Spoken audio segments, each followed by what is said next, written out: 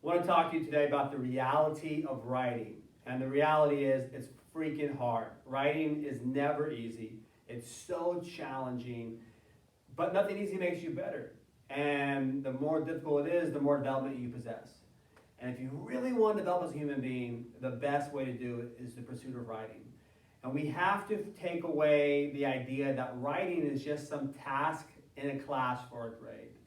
It's so much bigger than that. It's life-changing, transforming, elevating.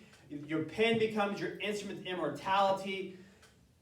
And no one ever told me this in high school. No one ever told me this in college, that A, I'm a writer, and that B, writing is significantly more than just something I'm doing for a grade. It's a lifetime growth. And so if you've never heard it yet, even though I've been telling you all year long, you're a writer too. And you have to start pursuing it for your own interest, your own development, and not something that's mandated in a classroom. And let me tell you why you should. As I mentioned, it's life transforming, life connecting, life elevating. I've been so blessed to be able, I haven't made a lot of money paper-wise from writing, but I've had a lot of letters from different fans, different people who read stories I've written, or in FV Magazine, or Chicken Soup for the Soul, or Educational Leadership Magazine, or other newspapers I've been published in, or so forth. And so one of my favorite little letters I've got, I want to read to you right now. Just as I'm reading this, I want you to impose your name when she's talking to me. I want you to visualize that there's some stranger out there, like this person, and she's writing to you. As I'm reading this letter to me, I want you to put yourself in my shoes and believe and envision this for your life, that every single one of you have the capability one day, maybe through a blog you post, or a journal or something, even in a handwritten letter you might write. There's going to be someone who's going to say, I don't know you personally, but you made me a better person.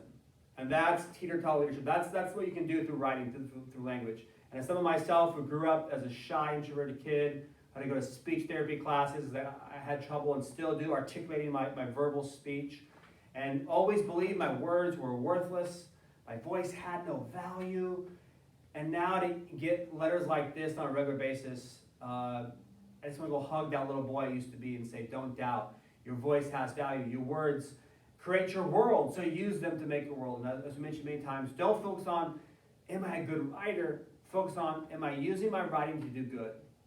And when you that shift goes from outer validation and approval, a fear-based, ego-based system, from am I a good writer to am I using my writing to do good, goes from an internal validation, and just bringing the inside of you and bringing on the outside of you and presenting that to others, and knowing my story is not for everyone, but there's someone that needs to hear what I have to say.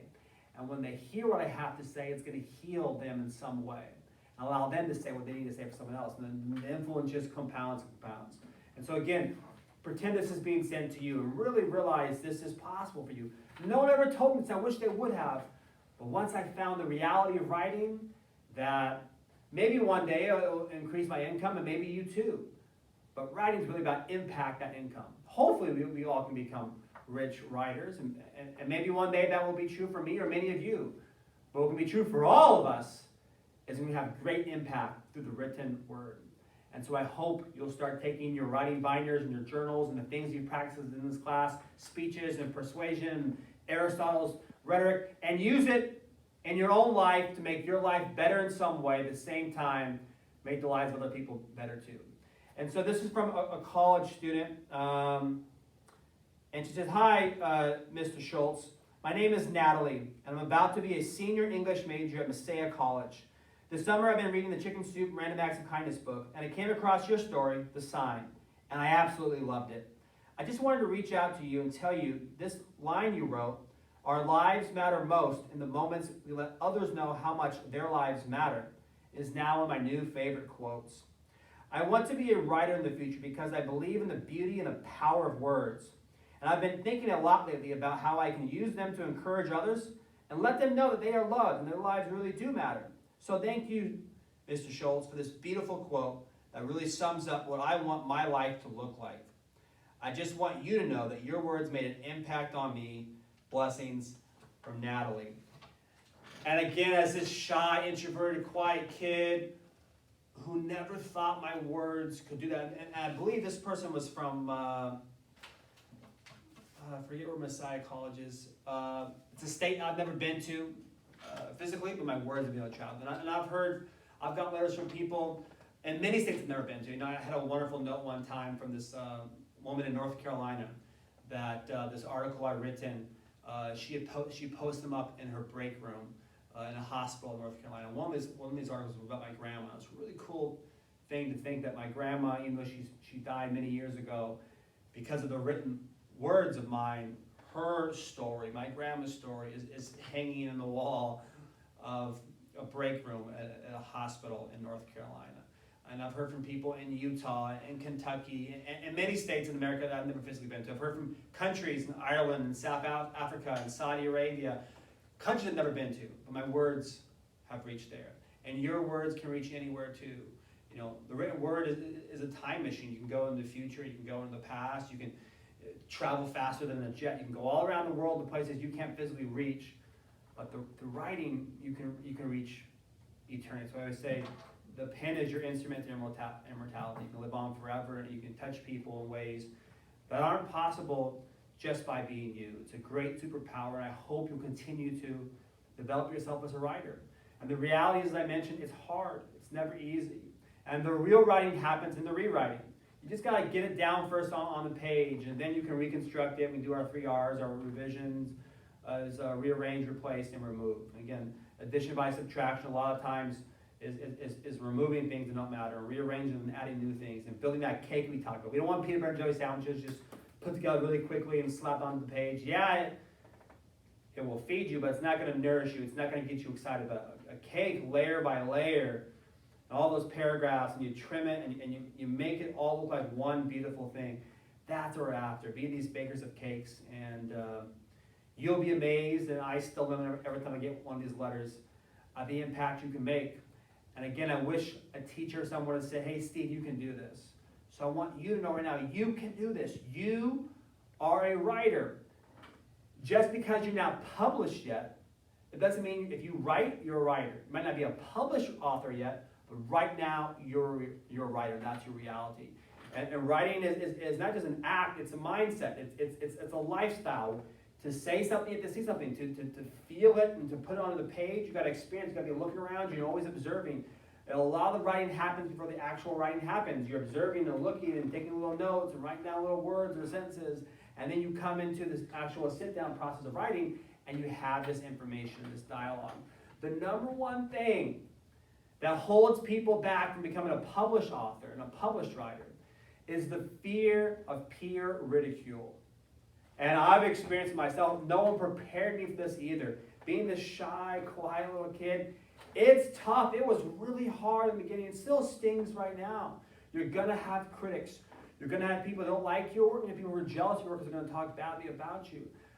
But you've got to just, anytime someone says F you, you've got to say bless you back and mean it and wish them well. And keep your craft going. Remember we mentioned, you're a giraffe. Don't waste your time on the turtles. Don't waste your time on people who want to bring you down because they feel below you. It's only those who've done less than you that want you to feel less about being you. You got to bless them and keep moving on, because there's people out there who need your work. There's people like Melissa and all those people I've heard from. I focus on them, not those who talk badly about me. But anytime you publish writing, you're going to have people who talk badly about you. TV Jake shown, and many of the authors we've shown you this year have talked about. That's the hardest thing to deal with. Is actually, as hard as it is to create the art and the craft, maybe the harder part is dealing with the critics or the haters. But again, no one ever hates on anyone who's done anything average or bad. They only hate on those who've done something spectacular or wonderful. And so take it as a compliment and move forward. You know, when I first started out, and I was getting writing published, it was really hard for me because a former boss at the time really seemed jealous about that I had become a published writer, and he wasn't, and he would kind of make fun of it and mock it. And I remember I was published one time. I've been in it 4 or 5 times, but one time in Educational Leadership magazine, which is used around the world by a lot of different people, and education used this magazine as examples of what should be done in the classroom. I remember I got pulled into the principal's office one time, many, many years ago. And he was like, I was at the district meeting today, and they pulled out this magazine, and here you are right here, and how come you didn't tell me you were in this magazine or whatever? And I had to mention to him that you'd only had put me down, made fun of me before. Why would I bring it up again? And he said, well, I want you to know that I'm going to be published in this magazine one day. And you're not better than me because you're already in it. I never said I was better than you. Never thought that at all. But as much as I thought, hey, here's my boss. Here's someone who should be applauding me or being proud of me. He was trying to put me down in a way. And he was projecting his own insecurity onto me. Like I had done something wrong by striving to become a published writer. And I had to replace my anger for how he was treating me, what he was doing to me, with compassion for what he wasn't able to do for me. And I had to see his insecurity instead of seeing his wrong treatment. And I just wished him well. And it's important never hold a grudge. You want to set that free. And it's tough though when people you want to give you that pat in the back don't really. And when he later on he semi kind of apologized for how he treated me and kind of admitted he was just bothered by it because he wasn't published. But you're going to have that people you care about who aren't going to treat you right. But you have to ask yourself, you look in the mirror, if I've never done anything wrong to someone, I've never treated anyone badly, but they're talking badly about me, that's really about them, and they're projecting. And so you just have to bless them and wish them well, and don't let them extinguish your light. That one of my favorite poems by Marianne Williamson, which was made famous by Nelson Mandela, the president of South Africa's inauguration, and then became even more pop culture famous in Coach Carter.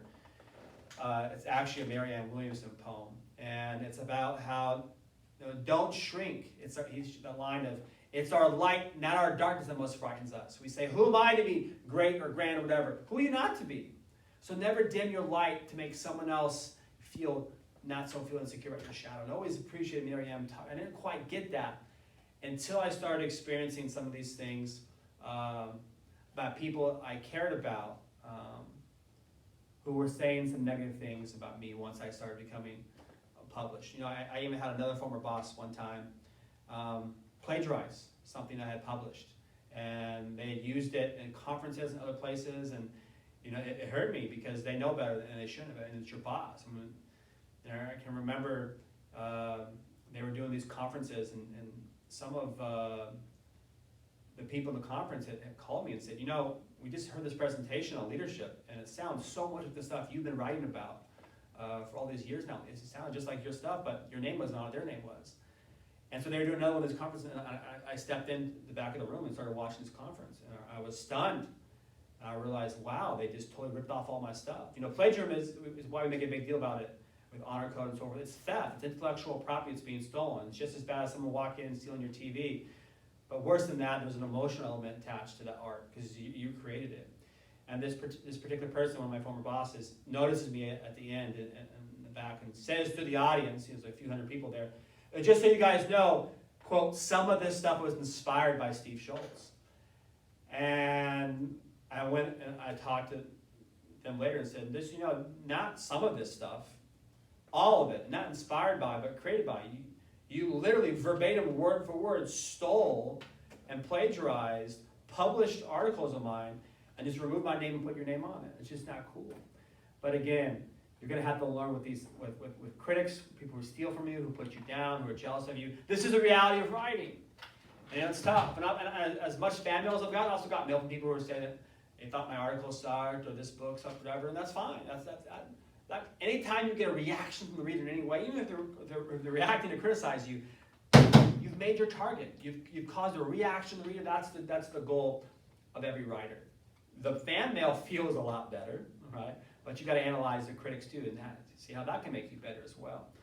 But you got to stop living in fear and start being led by love. You can't worry about what your peers think about it. You can't worry when bosses or coworkers or whomever talk badly about it. I've had my fair share. I've also had many coworkers who've been so positive, encouraging, supportive. So what are you going to focus on? Those who are negative, those who are positive. You got to choose to focus on the positive. Be that giraffe and just bless the turtles. Don't be angry. Don't seek revenge. bless them and wish them well, and have compassion, empathy for what they're going through. And it's important to treat, we talk about the platinum rule, treat others better than they treat you. Don't treat people in kind, treat them with kindness. The best kind of person you can be is a kind person to every person, because you never know what kind of day they're going to have. And so don't take it personally. Be a better person, and always respond with love and hate. When someone says screw you or curses you, bless you and mean it and feel it, and savor the good fan mail, and that's important. But how do you get there now? That's the hard part. First, you got to deal with the fear of peer ridicule. You got to break free of that prison syndrome and not be afraid. But then you got to put the work in, and this is the hard part. Majority of things you write will not get published, will not even be used, probably won't be good, but you got to get through it and fight through it to get to those few good ones. So E.B. White, the author, has that famous painting we have up in our classroom of this is his writing room on the leg, and the biggest thing in the room is this big, huge trash can, and it has his typewriter, because most of the stuff he writes is going to be put in the trash can. Again, the art to real writing is the rewriting. It's the revision where the vision takes place, and be prepared to throw a lot of it away, addition by subtraction. But again, like I said, I never got told in any kind of class that, I'm a writer. I was just doing an activity for a grade. I didn't know it was an identity or what I can be. And it all changed for me my senior year at this high school. Was at Fountain Valley High School in Miss Cheryl Winter's class. And it was towards the end of the year. And we had been doing these things all year long, which our writing binders we use is based off of. And we would write stuff, and we kept this book going. This is the only thing I have assignment-wise that I've kept from high school all those years ago, class of 2002, Fountain Valley High School. And I hope you'll keep your writing binders too, because again, it's like going back into history. You're seeing how you thought back then, how you felt back then. Writing, again, is the expression, description, how you think and feel. And the better we get at expressing how we think and feel, the better we're going to think and the better we're going to feel. How to articulate your thoughts comes from the ability to write. And so we were keeping these different writings and drawings and different poems, as you can see here, for my senior year. And there's some handwritten drafts and some types. A letter here on Michael Jordan, a poem about Michael Jordan, and now we have just so happens, a 10-part series on ESPN on The Last Dance. Michael Jordan's becoming, more pop culture relevant again, but I was a huge Jordan fan back then. It's kind of weird to see. This is October 13th, 2002. My letter to Michael, and a poem I wrote for Michael, and a drawing I wrote about Michael. And then there's different things, more poem writings I wrote throughout that year. This was my first kind of dive into real writing. Now, why this is important, the very last thing in this writing binder was towards the end of the year. I come into class one day, thinking it's like a normal day, and I'd never experienced, in all my years of English classes, all my classes, we had never shared our writing out loud, nor had it ever been shared. So again, there's no art without an audience. So I always make you guys share your work in class. You have to overcome the fear. You have to learn to listen to peer feedback. And one of the most important things about knowledge is learning what to ignore, what to listen to. And that's a skill as well. And so I tell every teacher, you should be having kids share their work. It should be on display in the classroom, but it needs to be heard. And good writing is a sound to it too. And so we all can learn from hearing the good and bad in writing. So I encourage you all to share your work. It's so important. And so I come in, this shy, quiet kid. I sit down in class, and Miss Renner says, we had this assignment. It was the first assignment in my entirety of schooling. Here I've been 18 years old, and my entirety of schooling had been controlled by someone else. It was about memorization and regurgitation, what the teacher wanted. But this assignment Miss Render gave us, senior year English, was you have full autonomy, full control. Write about anything you want. It had to be a short story and fictional, but you had full control over what it was. There was no rubric, no hand-holding, no page requirements. For once, we were given the freedom to express ourselves as artists. And I wrote this story about a firefighter who, it was his last day in the job. It was September 11th, 2001, and tomorrow he was going to retire with his wife, put all these years in, and he was getting to go and work his normal day, and then he rushed into those towers, and the towers fell, and he never got to have his retirement. The Twin Tower attacks happened at the start of my senior year, so it had a big impact on me. And so we had put this assignment in many months earlier, and I'd forgotten all about it. And I sit down in class, and Miss Renner says, I want to share a story that really moved me. And she starts reading the story, and I'm like, oh my gosh, she's reading my story. And I was in panic mode. I started sinking lower and lower in my desk. I didn't want anyone to find out that was mine. I kept saying to myself, please, Mrs. Render, please, Mrs. Render, please don't say my name. Don't tell them who it was. And again, I had grown up thinking that my words were worthless. My voice had no value because no one ever told me it did. And this was the first time through her actions, Miss Cheryl Render put in my little young man self, 18-year-old Steve Schultz, that your voice does have value, that your words can create a new world for yourself. And as I started getting over my panic, I looked around the room, I realized people were enthralled. They were following along, and they were laughing at the right parts, and some kids were crying at the end too, and the emotional scene. I was like, wow, this shy kid with the speech impediment, I can move in the audience like that? I didn't know that was possible. It was the most exhilarating feeling ever. And in the very end, she goes, and the story was written by Steve Schultz.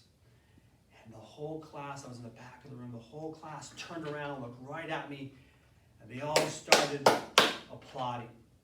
And I was so embarrassed.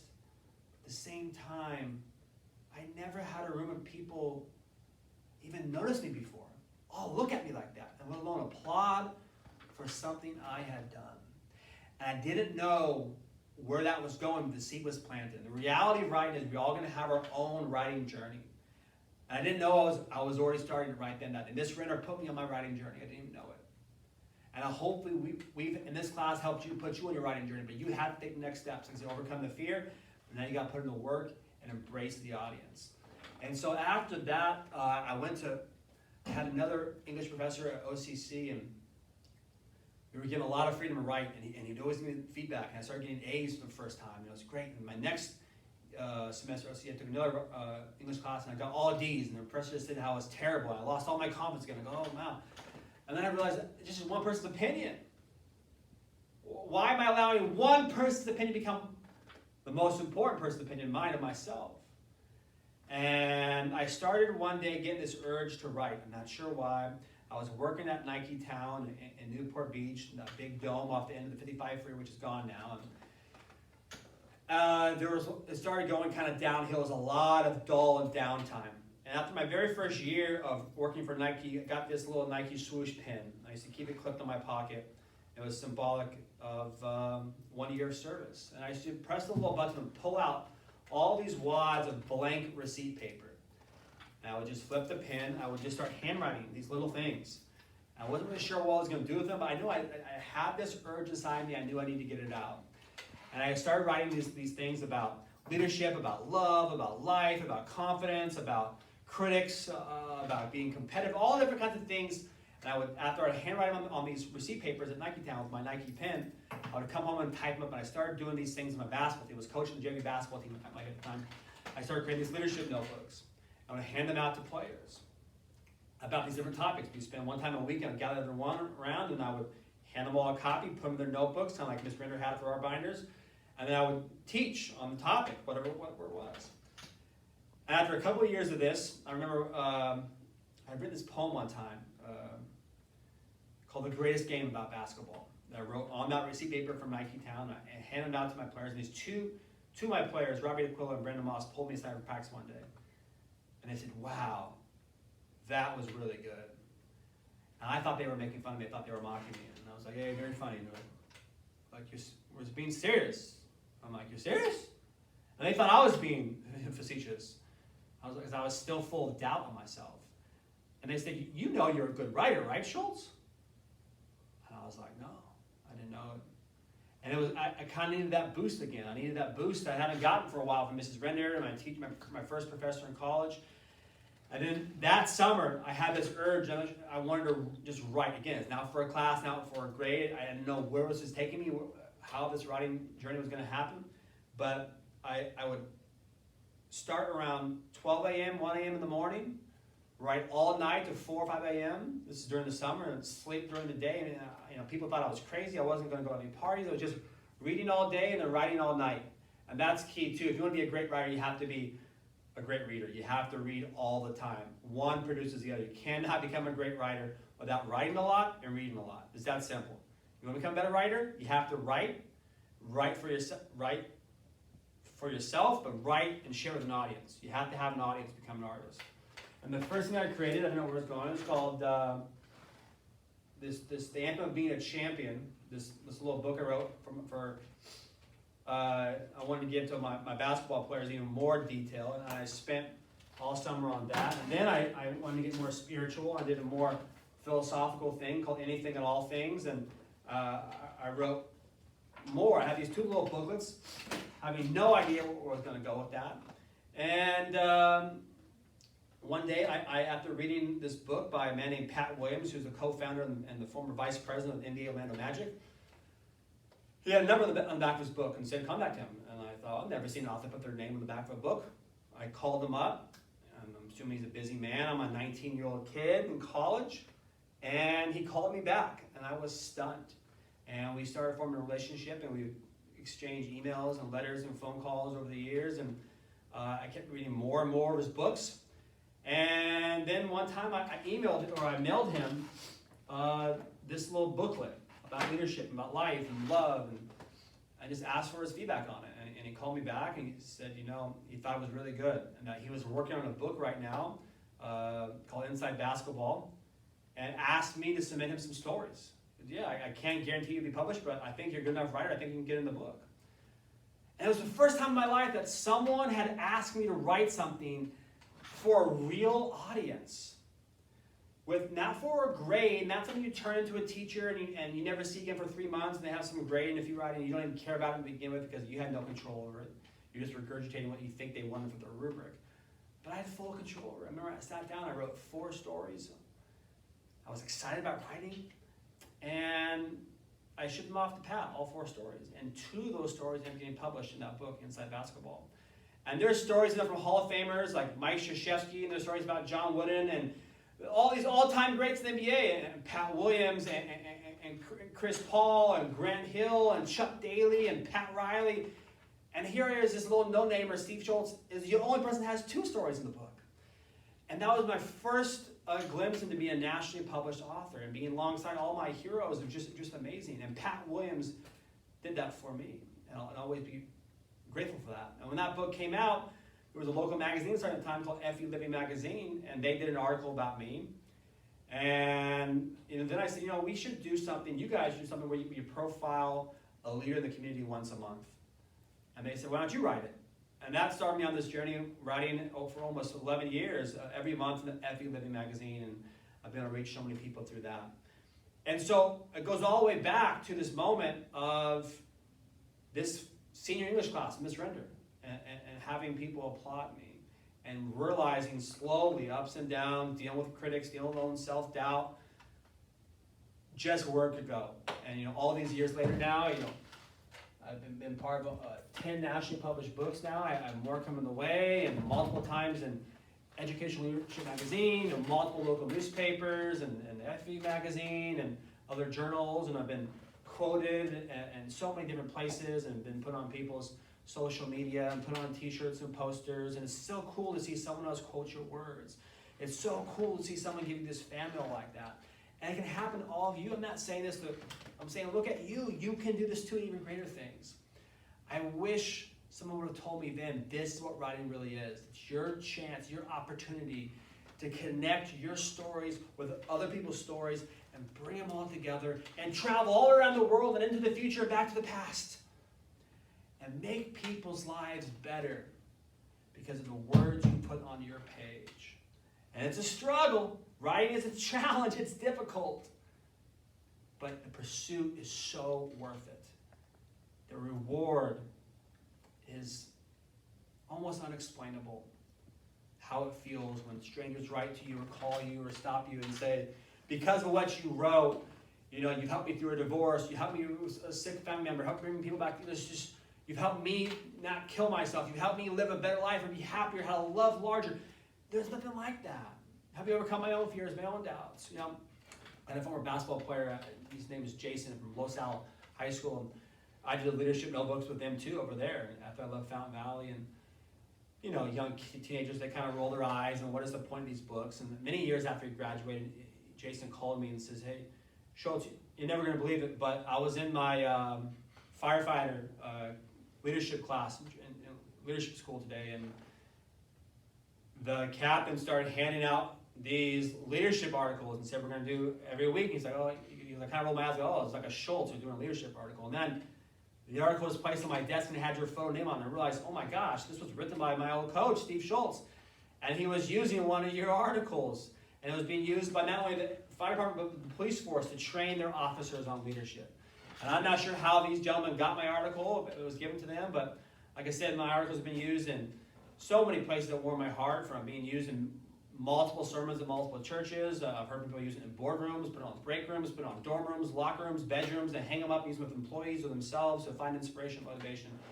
And again, the little shy, quiet kid never thought anything I could create that kind of impact to people, but it has, and you can too. You can do this too. That's the most important message I want to get you today. You already are a writer. You have a story to share. Your voice has value when you use it, and your words create your world. And your words can improve and elevate other people's worlds too. So put in the time, put in the effort, follow your inner voice. You never know where it's going to take you. Hold on to your past work, write it down so other people can live it out. And it was so gratifying. Even those who maybe now will mock it will be like Jason Otis later on and say, now I get it and I appreciate it. And it's so important. You know, one of the coolest things, just a few months back, one of my former players sent me a text. He was at the sauna, I think a 24-hour fitness or something like that. And he showed me his picture of this elderly man inside the sauna. And with the magazine opened up, he's reading my article. And it's just, I never thought that would even be happening when I was in high school. That someone way older than me in a sauna somewhere in my future would be reading the words I wrote. That's the exciting part of this writing journey. The reality of writing is you don't know either where it could go, but you got to believe in yourself. You got to overcome your fear of peer ridicule and your critics. You got to wish them well. You got to bless those that curse you and try to bring you down, and have empathy and compassion for them. And know your story matters. Know I believe in you. And I can't wait to read all your words. And I hope you have these special moments. You know, one of my special moments from the reality of writing is just a few months ago too, my father was visiting from Michigan, and he was here with, my whole family was with them, and my nieces, and we were in Target. And we walked past the book section in Target, and right there were two of my Chicken Soup the Soul books. My dad got to see his last name, Schultz, his son's name, in print on a product you could buy at Target. And when I was a little kid, my brother Stuart and I, we used to always love going to Target. My niece, she loves going to Target. Never did I think that one day something with my name on it, art that I created, would be on the shelves of Target. And to see my dad's reaction to that was really special too. And to honor the name of your ancestors, and just, it's the reality of writing is it's difficult, it's hard, you're going to have haters, but it's all worth it for moments like that. And I wish moments for you of seeing your stuff on the shelves, getting fan mail, having people write to you and say, you made my life better because of what you wrote. Don't ask, am I a good writer? Ask, am I doing good with my writing? As Mr. Feeney said in his last words to Boy Meets World, do good. Do good. And that's my hope for all you. E.T., be good. And there's no greater way to be good than through the written word. Just a pen is your instrument to immortality. I hope you use it. You never know where it might take you and how it might connect you to others. I love you all big, giant much. Be kind to yourselves. Be kind to each other.